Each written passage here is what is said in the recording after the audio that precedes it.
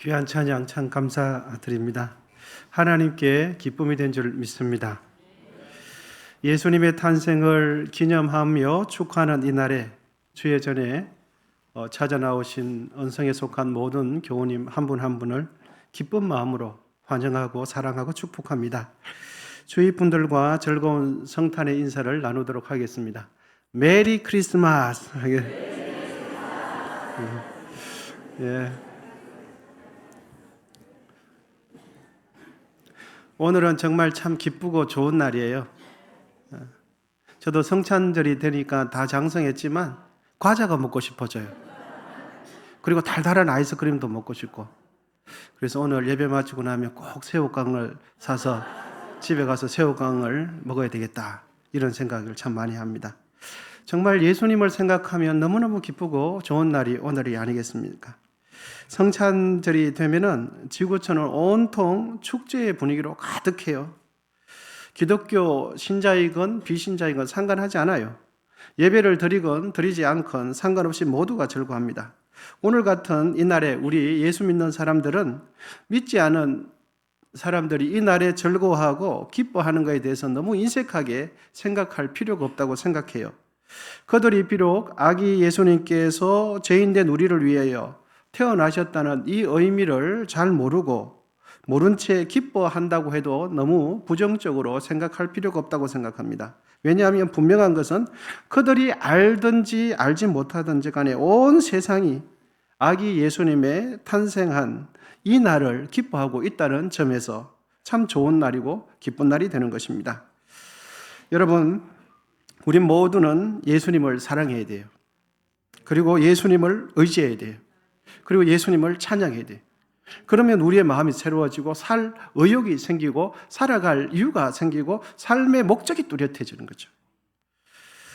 믿는 우리들은 성탄절의 축제 분위기만으로 우리는 만족하지 않습니다. 성탄절에 있어서 가장 중요한 의미와 가치는 하나님이 우리와 함께 하심이에요. 나와 함께 하시는 하나님의 임재를 생각하며 그것을 누리는 것이 성탄의 의미죠.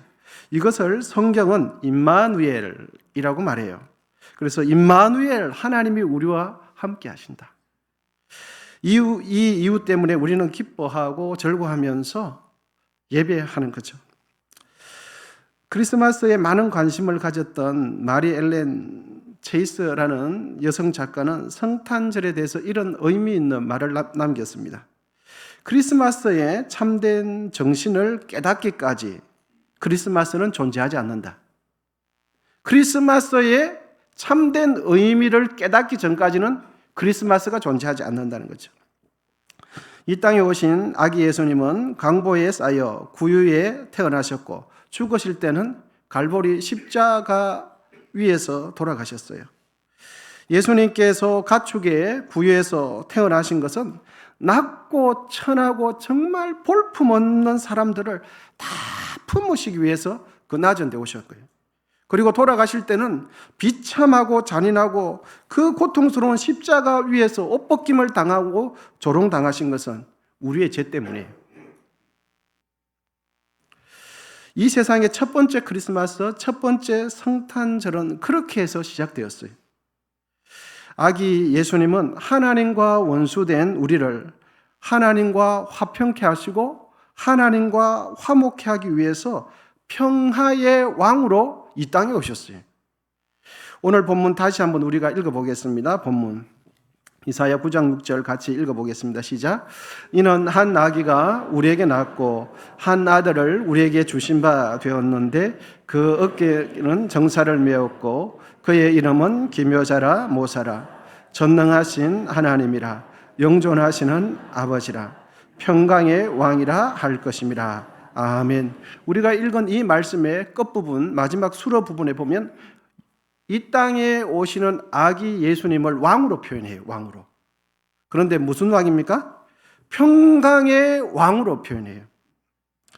아기 예수님께서 베들레헴 구유에 태어나실 때 하늘의 천사들이 이렇게 찬양하며 경배했습니다. 우리 말씀을 띄워주세요. 우리 하늘에 있는 천군 천사가 이렇게 찬양을 했는데 지극히 높은 곳에는 하나님께 영광이요, 땅에서는 하나님이 기뻐하신 사람들 중에 평화로다.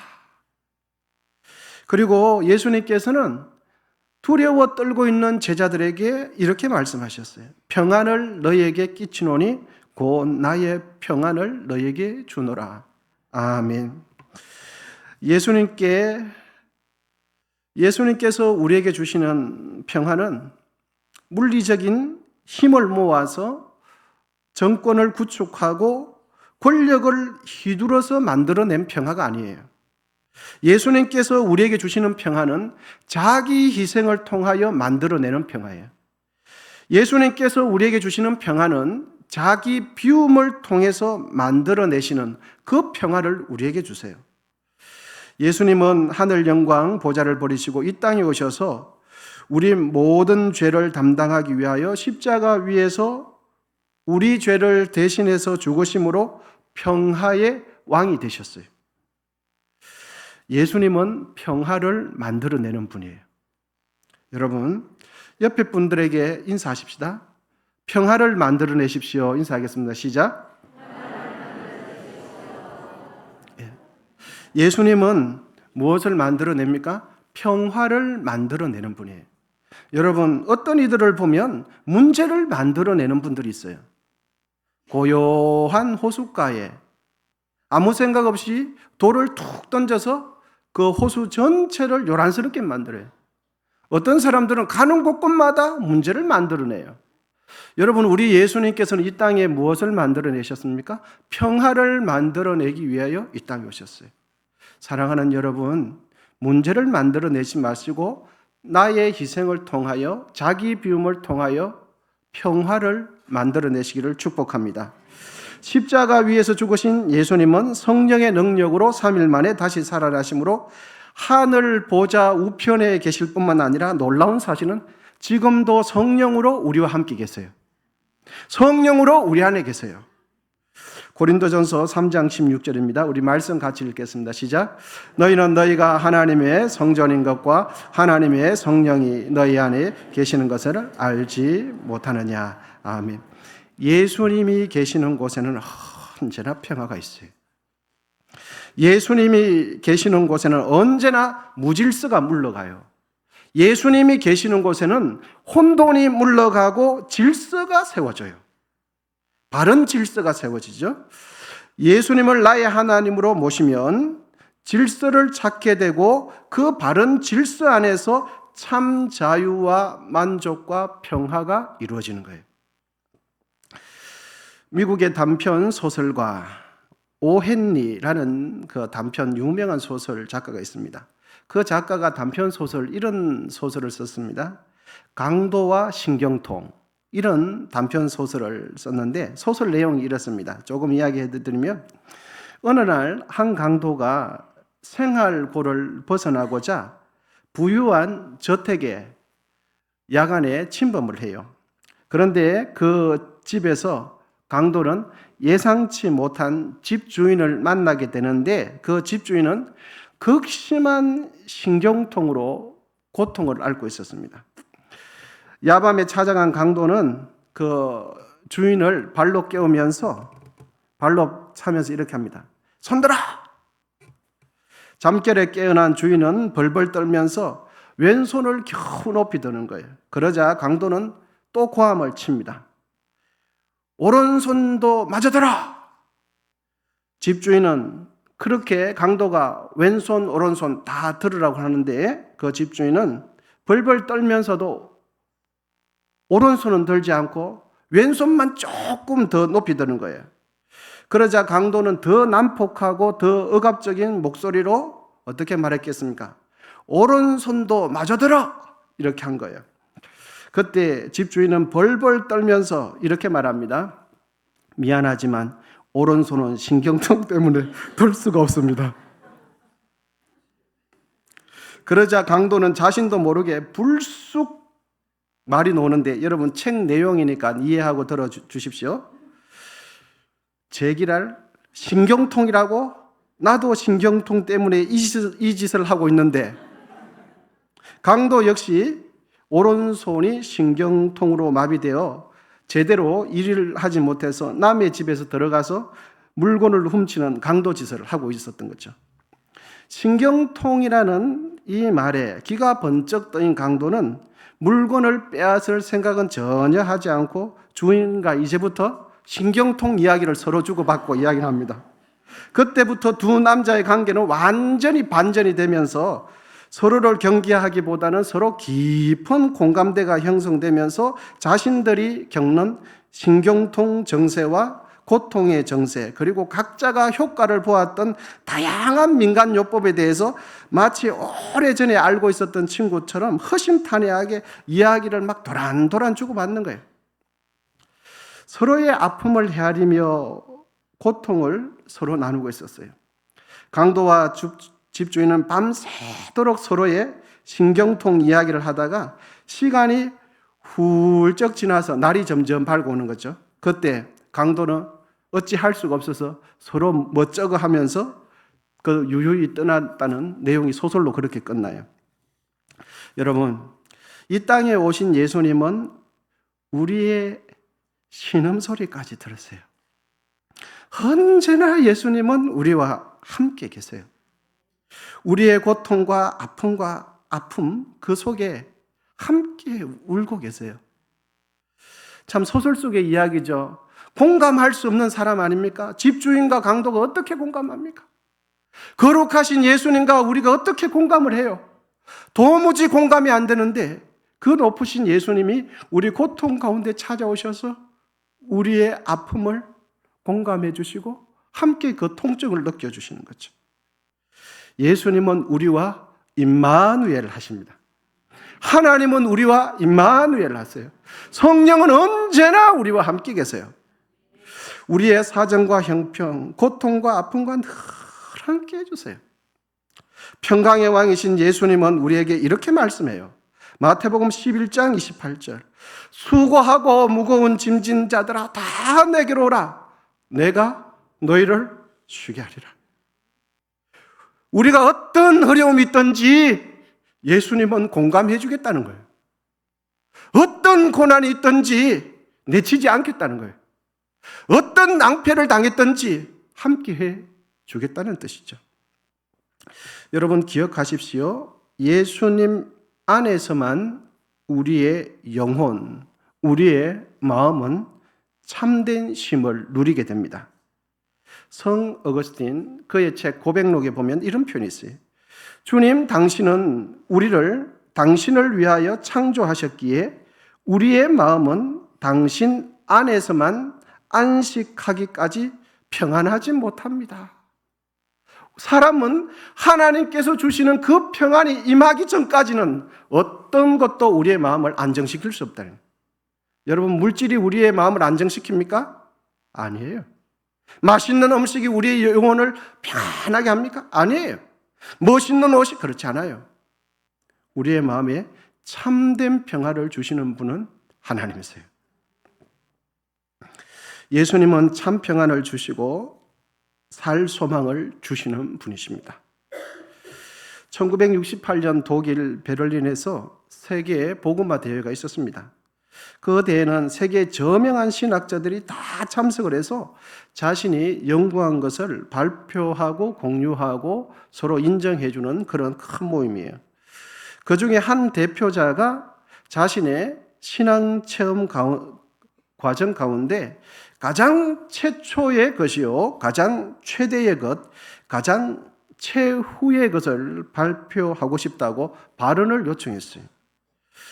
그러자 그곳에 모인 많은 석학들은 지금까지 한 번도 나오지 않았던 새로운 놀라운 사상, 그의 연구 결과를 발언할 건가 보다 하고 잔뜩 기대하는 마음으로 발언 기회를 주고 그를 주의해서 집중했습니다.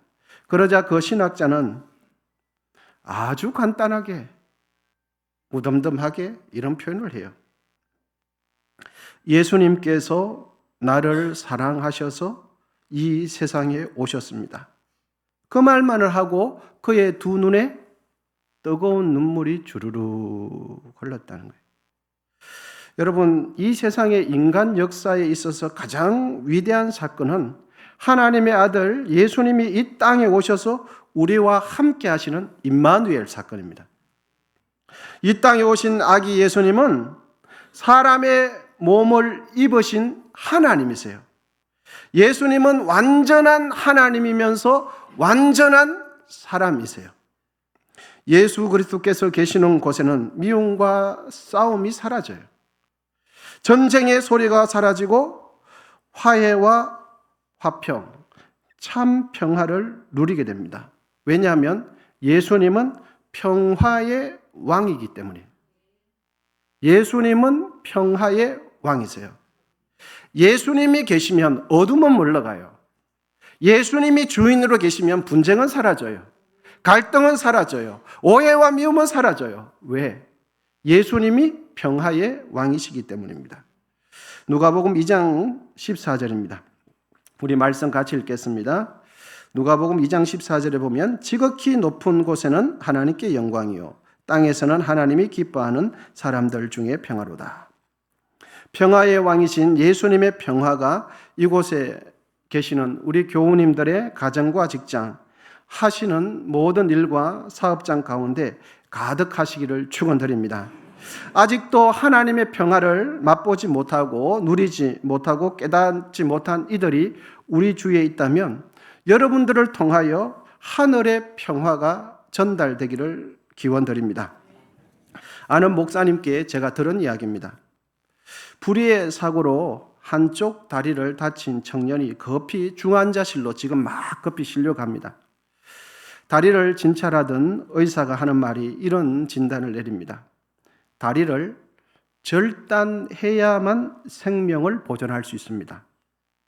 그 말을 들은 청년은 큰 충격에 빠져요. 청년은 충격을 받은 동시에 한편으로는 이런 생각도 합니다.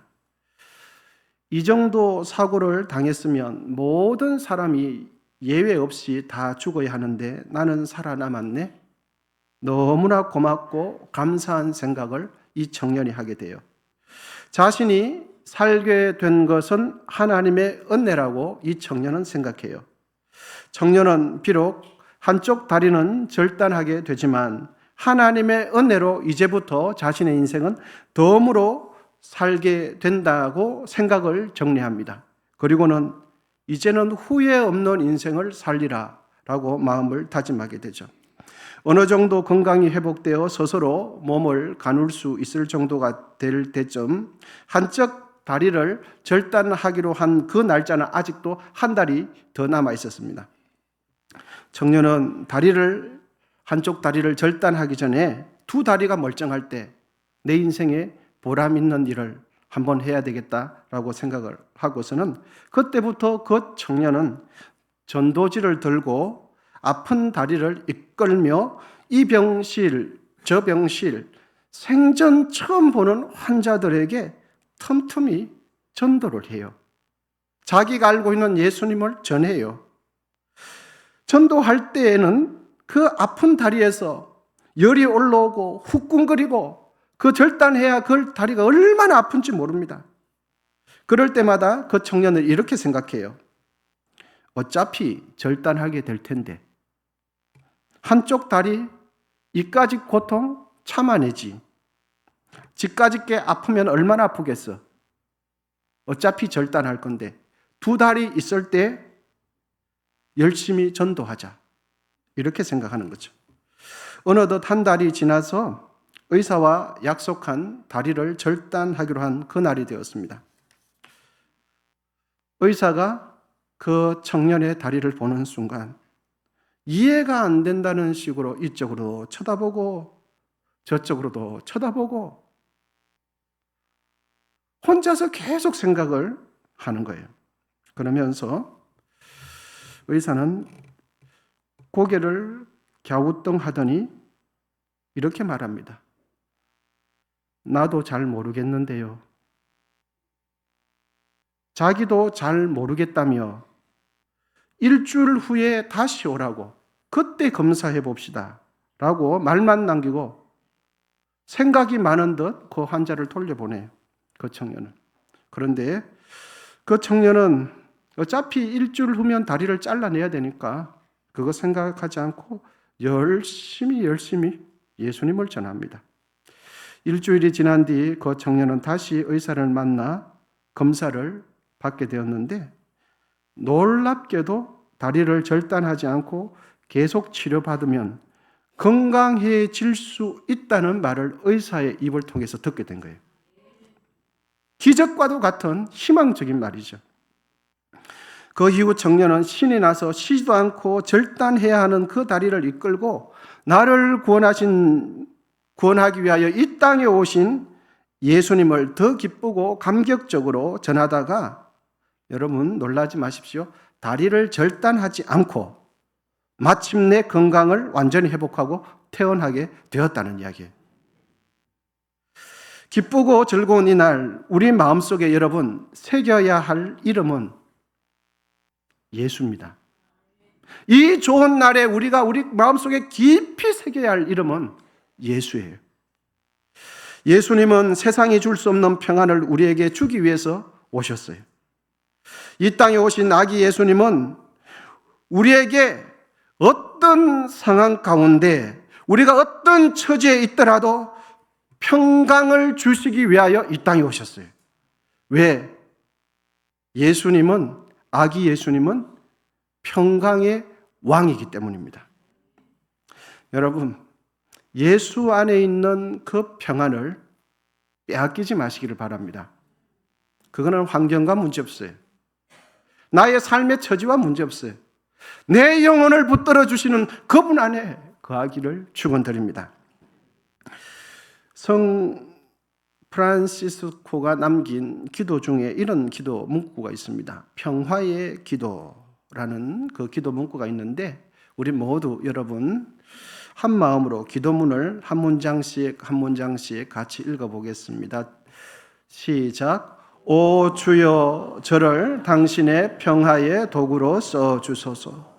미움이 있는 곳에 사랑을 심게 하시고, 상처가 있는 곳에 용서를 심게 하시고, 의심이 있는 곳에 믿음을 심게 하시고, 절망이 있는 곳에 희망을 심게 하시고, 어둠이 있는 곳에 빛을 심게 하시고, 품이 있는 곳에 기쁨을 심게 하소서. 오 거룩한 서성이시여, 위로받기보다는 위로하게 하시고, 이해받기보다는 이해하게 하시고, 사랑하기보다는 사랑하게 하소서. 저희가 줌으로써 받고 용서함으로써 용서받으며 죽음으로써 영원한 생명을 얻기 때문입니다. 아멘. 여러분, 미움이 있는 곳에 사랑을 심으십시오. 상처가 있는 곳에 용서를 베푸십시오. 의심이 있는 곳에, 무질서가 있는 곳에, 혼돈과 오해가 있는 곳에 여러분이 계셔서 평화가 유지되기를 축복합니다. 이 땅에 오신 예수님은 허물과 죄로 하나님과 원수된 우리 사이를 하나 되게 하셨어요.